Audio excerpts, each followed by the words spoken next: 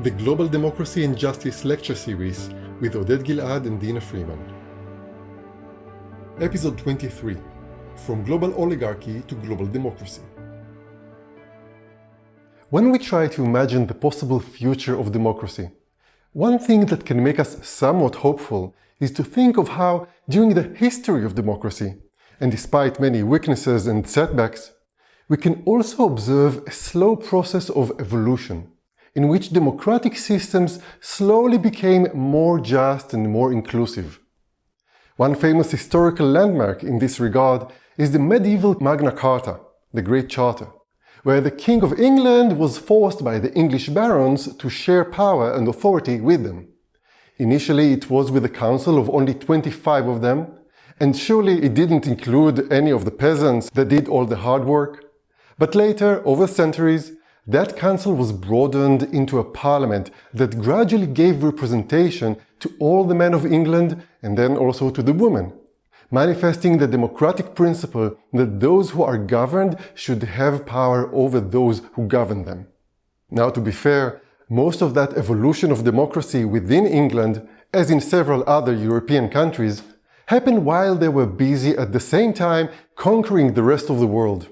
Imperialism was surely not a European invention, but when the European empires rose, they possessed the technology and the mindset to go global. And so we can see a tension between two contradicting trends. On the domestic scale, within England or France, we see the evolution and growth of an inclusive democracy, a government of the people, by the people, and for the people, while on the global level, at the same time, those people become members of what can only be understood as a global ruling class that profits from the exploitation of the new subjects in the colonies, otherwise known as the rest of the world. From the perspective of the masses of people in those colonies, of course, this was not a democracy but an oligarchy, a rule of the few over the many. And so that system, that global order that emerged, had a huge internal contradiction built into it, between the rise of democracy on the local level, while at the same time forming an oligarchy on the global level. And that tension between the justice of the first and the injustice of the second could have been resolved in three ways, two of which have already been tried in history. The first one was for the Europeans to tell themselves that the people that they were ruling over were not really people, but some inferior beings that are incapable to take part in democracy, what we know as racism. But as scientific enlightenment and simple human solidarity increasingly exposed the huge falsehood and cruelty of this belief, racism was largely abandoned for the sake of an updated, repackaged version of it that said that it was the culture rather than the biology of the people in the colonies that made them unfit to be included in a shared democracy of civilized people. The people in the colonies themselves, of course, didn't find these arguments convincing, and eventually even the Europeans came to realize that culture, like race, couldn't justify the profound injustice of their oligarchic rule over the non-Europeans. This realization then, mainly during the 20th century, led to the second great attempt to resolve the tension between the democratic standards that the Europeans applied to themselves and their oligarchic rule over the rest of the world. In that second attempt, the European empires were formally dismantled, supposedly to allow the people of the colonies to govern themselves freely. And so, soon after the second half of the 20th century, the whole of humanity and the whole of the earth have been divided into 200 separate political units, with borders that almost everywhere overlap those that were drawn by the colonial powers, and not by coincidence. Now, this new arrangement that we still have with us today was supposed to finally solve the contradiction that as the Europeans no longer directly govern the world, ostensibly they are no longer applying the double standards of internal democracy and external oligarchy. And the people of the world are supposedly finally free to shape their own future as they like. But, surprise, surprise, more than 70 years after the formal independence of the colonies, what do we find? That the basic unjust pattern of global exploitation didn't really change. Before the so-called independence, many people in the colonies had to work long hours in the plantations, the mines and the sweatshops to produce things that were shipped to the happy markets of Europe. And now, their grandchildren and great-grandchildren are still working in the plantations, the mines and the sweatshops to produce things that are shipped mainly to the happy markets of the European countries. This is also not a coincidence, of course. The only thing that has changed in the new arrangement is that while formally Europeans directly govern the colonies, now that hard and dirty work of undemocratic rule was outsourced to the local governments, made of non-Europeans that were allowed to enjoy a part of the loot in return for their good services. So the European system of global oligarchy didn't really end with the official end of colonialism and imperialism. It just got a little bit more sophisticated. And so, the new setting didn't really resolve the tension between local democracy and global oligarchy. Which brings us to the third possible solution, the one that hasn't been tried yet, even though it's the most obvious one. And that is the idea to expand the boundaries of democracy so that they would truly include the whole of humanity. To integrate our political systems into a union, one that will overlap the borders of our planet and our humanity and our economic system. That is what democracy should have evolved into already a long time ago, and it's a crying shame that we still don't have it. But as humanity is increasingly facing more and more global problems and crises that nation-states and the so-called international system cannot solve, the imperative to take democracy to the global level becomes ever more pressing and ever clearer to more and more people. So what will it be like? What does it mean to apply democracy at the global level? Well, happily, the basic principles are pristinely simple and obvious. The two basic components of democracy, which are the demos and the kratos, the people on the one hand and the system of government on the other, should be recognized globally. On the demo side, this will mean that every human will be recognized as a world citizen with the right to vote not only on the local city or state levels, but also on the federal global level in global elections. On the kratos side, it will mean that the classic division of power between the legislative, the executive and the judicial branches of government will also be applied on the global federal level. The definition of their different capacities, responsibilities and limitations would be clearly outlined in the Federal World Constitution. And of course, beside this horizontal division of power into three branches, there would also be a vertical division and devolution of power within each of them. This would mean that the central authority, such as the federal court or the federal government, should have only a subsidiary function, performing only those tasks which cannot be performed at a lower or more local levels. These are the simple institutional outlines of global democracy. We know them well from the national, domestic context, and the only task is to implement them globally. Over the 20th century, we established and created almost 200 modern states that didn't exist before. But we created them on the wrong scale as nation-states, with the misguided concept of total sovereignty, independence rather than interdependence. So it is possible, if enough of us want it, to establish just one more federal state, but this time on the right scale for humanity, which is the global one. It's also reassuring to remember how this idea of a world federation is entirely not new. Throughout history, some of the most prominent political thinkers, prophets, philosophers and activists have raised this obvious vision and called for it. But again and again, narrow-mindedness of the ruling classes and their internal divisions and mistrust have managed until now to thwart and derail all the attempts to make this vision a reality.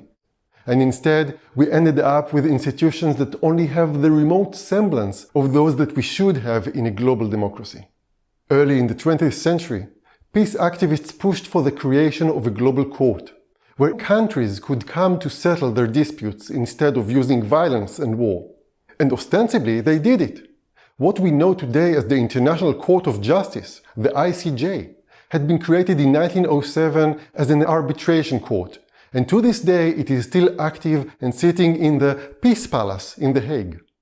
But guess what? It didn't manage to avert humanity from falling into the First World War or the Second World War or the Cold War or any of the wars and genocides that happened after its establishment.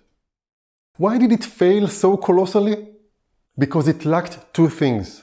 The first is democratic power, and the second is democratic legitimacy.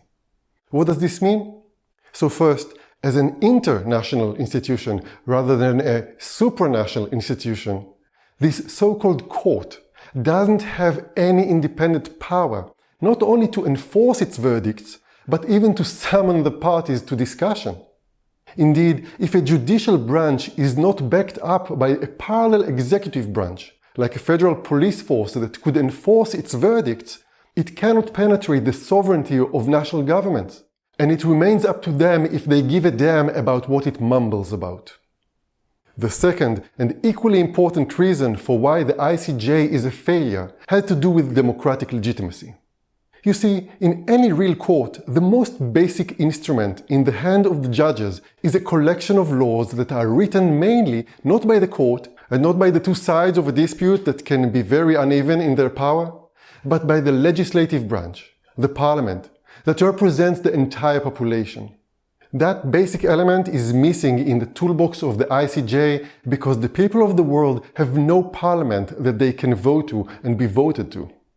The term international law, that we hear way too often, is a fictitious combination of three words that entirely contradict each other. While a true and just rule of law has to be anchored in the will of the people, from below as to speak, at the same time it has to be applied equally on all of them from above. If the law that applies to nations is only between them, as in international rather than supra and above all of them, then the strong among them, rather than many, can decide which rules to obey. And that is not a law, that is a sad joke on all of us. And of course, the treaties and agreements that supposedly comprise international law are not even agreed by nations, but by the governments that control them. Few countries are internally democratic, and therefore their governments can rightly say that they represent their respective nations. But we know that a vast number of countries are not democratic, and so a much more accurate term to use to refer to their dealings is intergovernmental and not international. People who understand this might like to tell themselves that this is only an aspirational term, that it expresses our hope and our normative view that governments should represent the will of their peoples or nations democratically. But in reality, this language just works to legitimize and sugarcoat the huge injustice of the global oligarchic system that we live in. Indeed, just as the word race has been used in the past to justify the division of humanity to superiors and inferiors, so the belief in the existence of nations is being used to serve a very similar purpose.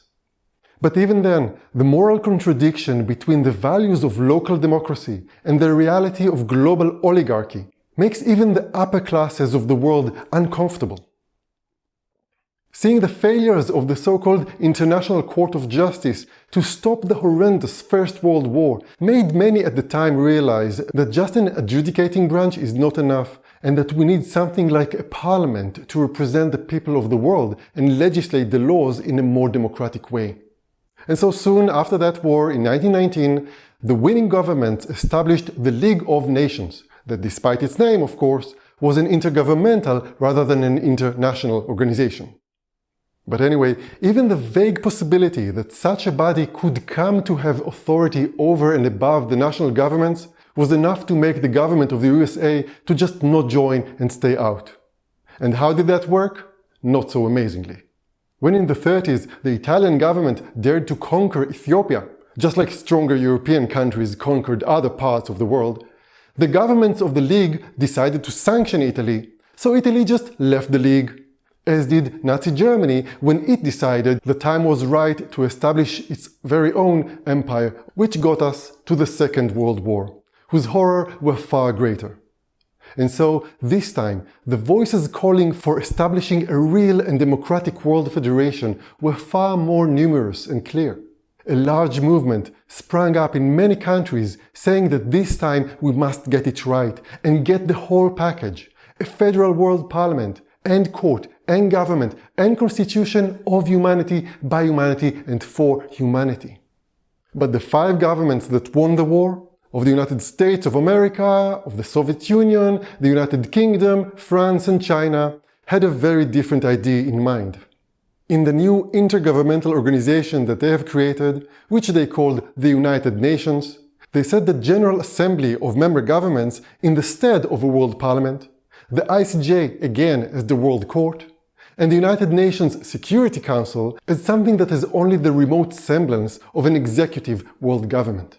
And to make sure that this body will never become really supra or above themselves, they gave themselves a permanent seat in the Security Council and the right to veto down any of its resolutions.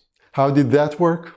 Well, this time all the governments of the world have agreed to join to this organization. The main reason for that is that this new body sanctified the power of those who sit in those governments, making them high-ranking members in the global oligarchic order. The charter of the organization, that served as a substitute for a world constitution, doesn't require in any way that the governments will represent the people that they govern, the so-called nations that are so-called united in the organization. Advocates of the UN like to say that it played a role in keeping the world from falling into a third world war, but this is at best just wishful thinking. The single most important factor that kept the Cold War cold was the assurance of both the USA and the USSR that both will be thoroughly destroyed by one another if they start attacking each other. Other than that, the UN didn't prevent plenty of proxy and other wars and genocides. No peace can be attributed to it, and if there ever was any, it resembles the peace between mafia groups that divide the neighborhoods of a city between them and agree to not encroach on each other's territory. The end of the Cold War finally enabled a renewed interest in the idea and the possibility of global democracy.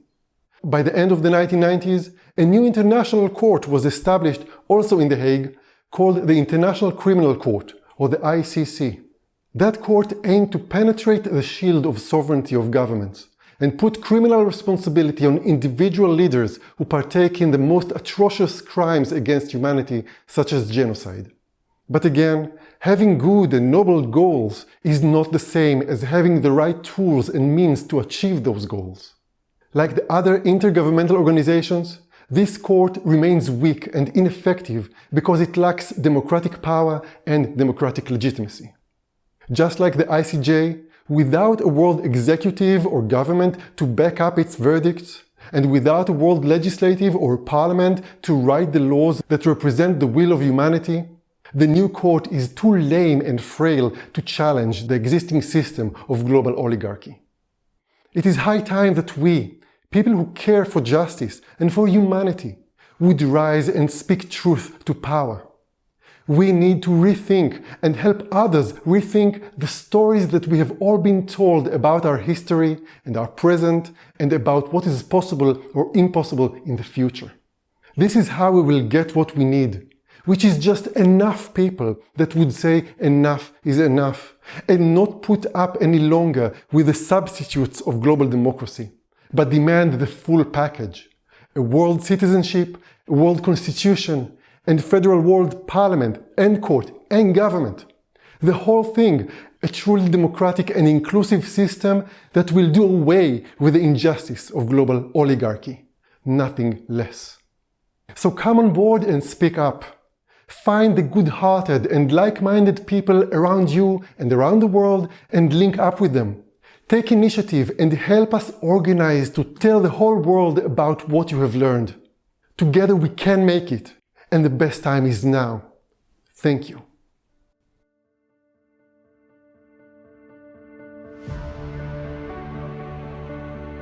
The Global Democracy and Justice Lecture Series is also available as videos on YouTube and other platforms. If you found the ideas in this episode interesting, please share it.